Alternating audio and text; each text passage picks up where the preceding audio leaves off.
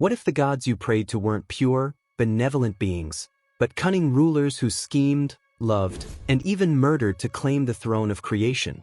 In ancient Egypt, myths weren't just stories, they were histories written in the stars, etched in temple walls, and whispered in the dark corridors of the afterlife. These tales speak of a universe born from nothing, of gods who shaped the Nile and the desert with their own hands, and of betrayals so deep they shook the heavens themselves. And hidden in these myths are details rarely told: the forbidden births, the strange contests, and the punishments that even a god could not escape. The birth of the world. Before time began, there was no sand, no sky, no Nile. Only an endless, dark ocean, the primordial waters known as Nun. From its still surface, a mound of earth rose, Benben, the first land in existence. Atop it bloomed a lotus flower, and when it opened, light poured into the world for the very first time. From that light came Ra, the sun god, his presence banishing the eternal darkness. Ra created two children, Shu, god of air, and Tefnut, goddess of moisture. They ventured into the endless waters to explore, and vanished. Days passed. Fearing he had lost them forever, Ra sent his fastest messenger. When Shu and Tefnut returned, his joy was so overwhelming that his tears fell to the earth, and from those tears, humanity was born. Shu and Tefnut gave birth to Geb, god of the earth, and Nut, goddess of the sky. But Ra received a chilling prophecy: their children would produce a new generation of gods destined to end his reign. Determined to prevent it, he forbade the earth and sky from uniting. They disobeyed. From their forbidden union came four powerful beings: Osiris, Isis, Seth, and Nephthys. This divine family would ignite the first great war in heaven, and topple the king of creation. But the way Osiris took the throne was only the beginning. Because his own brother was already plotting to destroy him, Osiris takes the throne. When Ra stepped down, it was Osiris who claimed the throne of the gods. Unlike the fiery, all-powerful Ra, Osiris ruled with a gentler hand. He brought light to the mortal world in a different way, by teaching humanity how to thrive. Under his guidance, people learned to plant crops along the Nile's fertile banks, grind wheat into bread, weave cloth, and live under laws that brought order to chaos. Egypt flourished, and Osiris became known as the benevolent ruler who tamed both nature and man. But far beyond the green Nile Valley, in the burning desert, Osiris's brother Seth seethed with envy. His domain was a wasteland, its soil cracked and lifeless, and the contrast to Osiris's abundance was an insult he could not endure. Then came a scandal whispered in temple halls. It said Osiris fathered a child, ANUBIS, with Nephthys, Seth's own wife, after she disguised herself as the goddess Isis. Whether rumor or truth, the betrayal fanned Seth's hatred into obsession. Seth's revenge was as cunning as it was cruel. He invited Osiris to a lavish feast in his honor. The centerpiece was a magnificent coffin, crafted with gold and cedar, sized perfectly for one person. Seth announced that whoever fit inside could keep it. When Osiris lay down to test it, Seth slammed the lid shut, sealed it with molten lead, and hurled it into the Nile. The god who had brought life to Egypt was swept away into darkness. But Osiris's story didn't end in death, because Isis was not a goddess who accepted loss. What she did next would change the underworld forever. Isis and the first resurrection. The Nile carried Osiris's coffin far from the lands he once ruled, but his wife Isis refused to let him vanish into myth. She searched the riverbanks and marshes tirelessly, guided by whispers from the wind and the cries of sacred birds. Eventually, she found the coffin hidden among reeds. Isis tried to conceal it from Seth, but the god of chaos discovered her hiding place. His rage was merciless. He tore Osiris's body into 42 pieces, scattering them across Egypt so they could never be reunited. But Isis was not alone. Her sister Nephthys, and the jackal-headed god Anubis, son of Nephthys and Osiris, joined her. Piece by piece, they gathered the remains, traveling across the kingdom in secret. In a ritual never before performed, Anubis wrapped Osiris's body in linen, anointed it with sacred oils, and spoke words meant to preserve the soul. This was the first mummification, and it became the blueprint for how Egyptians would honor their dead for thousands of years. Using her divine power, Isis breathed life back into Osiris, but his return came with a cost. He could no longer rule the land of the living. Instead, he became lord of the underworld, ruling over the souls of the dead and ensuring justice beyond the grave. Before he descended into his new realm, Osiris and Isis conceived a son, Horus. From the moment he drew his first breath, a prophecy clung to him. One day he would challenge Seth for the throne stolen from his father. And when that day came, the war between Horus and Seth would last not years, but decades. Horus versus Seth, 80 years of war. By the time Horus reached adulthood, Seth's reign over Egypt had turned the kingdom into a shadow of its former glory.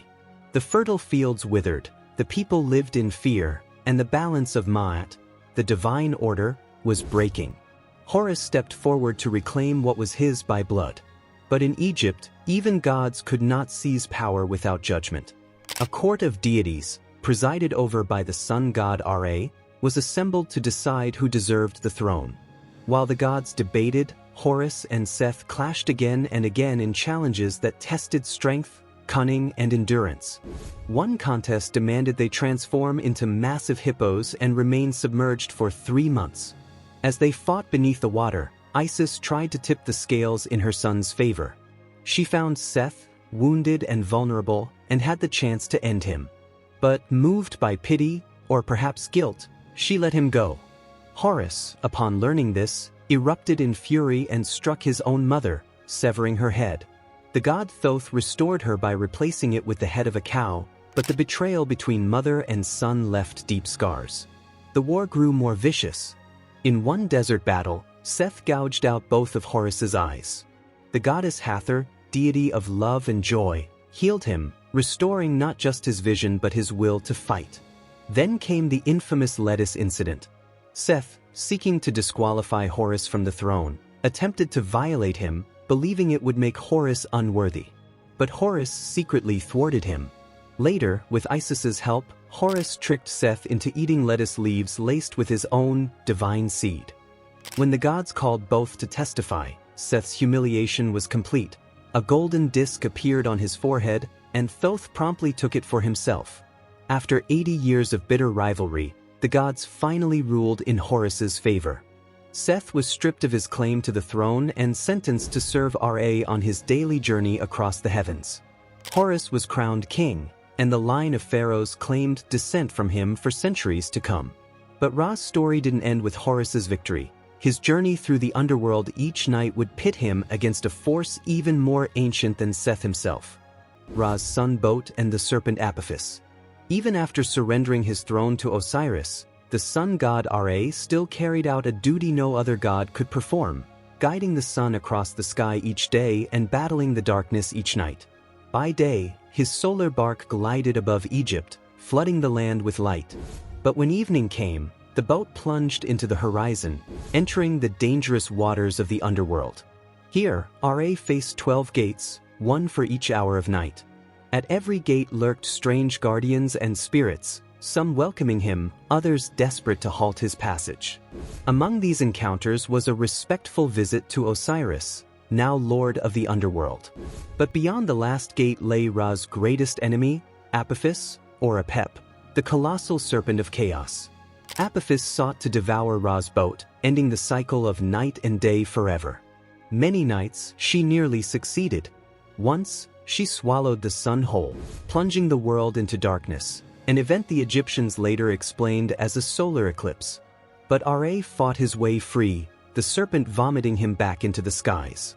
Ironically, one of Ra's most loyal protectors during this perilous journey was none other than Seth. Stripped of his throne and chained to Ra's service, Seth found a new role as the god who defended the solar bark from Apophis. Blow after blow, night after night, he struck at the serpent's coiled body, ensuring the sun would rise again. And while Ra's battles kept the world turning, another god stood at the threshold of the afterlife, weighing every mortal soul that passed through. ANUBIS, Judge of the Dead. Before Osiris became lord of the underworld, that role belonged to ANUBIS, the jackal-headed god. One of the most ancient deities in Egypt, Anubis was revered as the protector of the dead, the guardian of tombs, and the master of embalming. His origins were already tangled in divine scandal. Myths tell that his mother, Nephthys, disguised herself as Isis to seduce Osiris, and from that secret union, Anubis was born.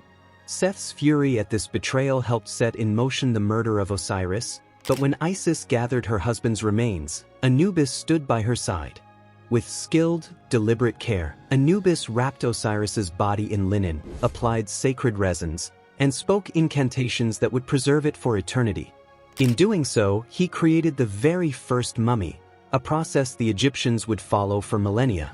But Anubis's true power lay in what happened after death. He guided the souls of the departed to the Hall of Judgment, where the most feared moment awaited, the weighing of the heart. On one side of the scale rested the deceased's heart, on the other, the feather of Ma'at, the symbol of truth and justice. If the heart was lighter than the feather, the soul was pure, and Anubis would lead them to Osiris for eternal life. But if it was heavier, weighed down with wickedness, the soul faced Ammit, the heart-devouring demon. There was no second chance. Centuries later, when Greek and Roman cultures merged with Egypt's, Anubis was linked to the Greek god Hermes, creating a hybrid deity, Hermanubis, who still served as a guide of souls. Yet even as gods changed names and forms, Anubis's image remained one of the most enduring symbols of Egyptian belief, the vigilant guardian who stood between mortals and eternity. And not all guardians walked on two legs. Some had fur, claws, and eyes that glowed in the dark. The cat goddess. In ancient Egypt, to harm a cat was to risk your own life. These animals were sacred, not just for their grace and beauty, but for the very real protection they offered. Cats defended Egypt's grain stores from rats and guarded homes against deadly snakes, a service so vital it became divine. The goddess Bastet embodied this protection. Depicted as a woman with the head of a cat, she was both fierce and nurturing, a guardian of households and families. By day, she sailed with Ra in his solar boat, defending the sun from threats. By night, she transformed into a vigilant hunter, said to keep watch against the serpent Apophis, just as Seth did. But Bastet's origins were far more fearsome. Some myths link her to Sekhmet, the lion-headed goddess of war and destruction. In these tales, Bastet was once a bloodthirsty warrior, tamed over time into a gentler, milk-drinking protector, proof that even the fiercest beings could change. Egyptians honored Bastet with grand festivals in her city of Bubastis. Cats were pampered, adorned with jewelry, and when they died, mummified like royalty. Entire cemeteries were dedicated to feline burials, their tiny linen-wrapped bodies laid to rest in devotion to the goddess. Legends told that in times of disaster, cats would rush into burning homes to lead their families to safety. And if they perished in the flames, Bastet herself would grant them new life, perhaps the root of the saying that cats have 9 lives. Even after the fall of the old gods, Egyptians believed cats still carried the gaze of their divine ancestor, watching humanity with an almost knowing judgment, as if they were still waiting to be worshipped. Conclusion: the legacy of Egyptian mythology. The gods of ancient Egypt were never perfect beings. They created worlds and destroyed them, protected their people and betrayed their kin. In their rivalries, loves, and battles, the Egyptians saw a reflection of life itself, the steady rhythm of the Nile, the chaos of the desert, the balance between justice and disorder, life and death. Their temples may have fallen to sand, but the myths still speak. The jackal of Anubis, the falcon of Horus, the golden disk of Ra. These symbols survive in art, language, and imagination thousands of years after the last pharaoh's reign. They remind us that even the mightiest can fall, alliances can fracture, and judgment comes for all, mortal or divine. And if these gods were to walk among us again, whose side would you be on?